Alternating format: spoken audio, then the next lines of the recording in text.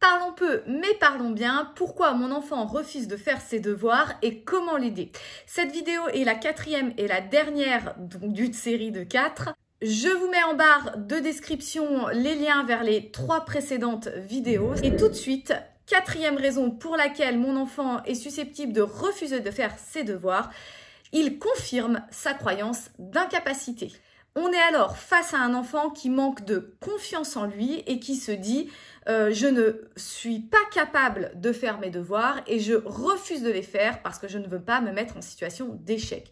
Évidemment, c'est conscient ou inconscient, mais dans tous les cas, c'est la raison. Alors, comment identifier cette cause? Encore une fois, il faut se demander, nous, parents, ce que provoque comme sentiment le comportement de nos enfants lorsqu'ils refusent de faire leurs devoirs. Et en général, quand c'est pour confirmer sa croyance d'incapacité, nous allons nous sentir impuissants et découragés. Alors, première chose à faire pour pouvoir aider l'enfant qui est dans ce cas-là, nous allons répéter, réexpliquer jusqu'à ce qu'il comprenne. Le challenge là-dedans, c'est que la réaction primaire que nous aurions, c'est de nous décourager nous aussi. C'est compliqué d'être face à un enfant qui manque de confiance en lui.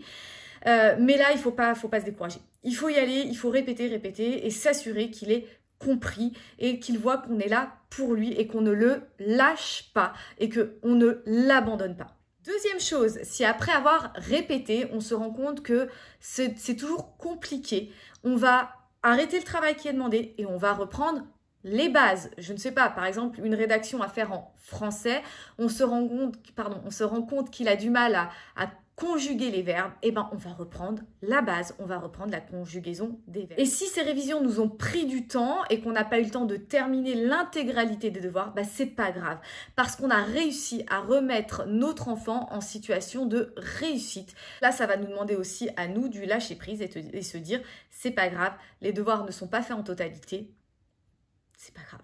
Et enfin, troisième réaction, certains vont vouloir se mettre au travail pour qu'on les laisse tranquilles. Donc là, notre instinct voudrait qu'on insiste et qu'on dise « mais finalement, c'est pas la bonne raison. Moi, je te laisse pas tranquille, je t'abandonne pas, etc. » Mais là, il faut respecter que peu importe si la raison est légitime ou pas, grâce à celle-là, l'enfant va se mettre au travail.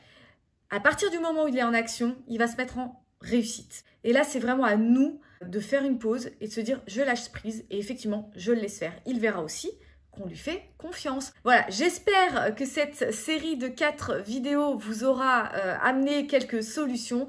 C'est toujours compliqué les devoirs, pas tout le temps, parce que moi j'ai mon aîné pour qui c'est très facile et pour le deuxième un peu plus compliqué, on va dire. Mais en tout cas, ça provoque du stress chez nous et si ça provoque du stress, l'enfant peut le ressentir. Si vous avez aimé cette vidéo, je vous invite à liker, à partager et pourquoi pas vous abonner.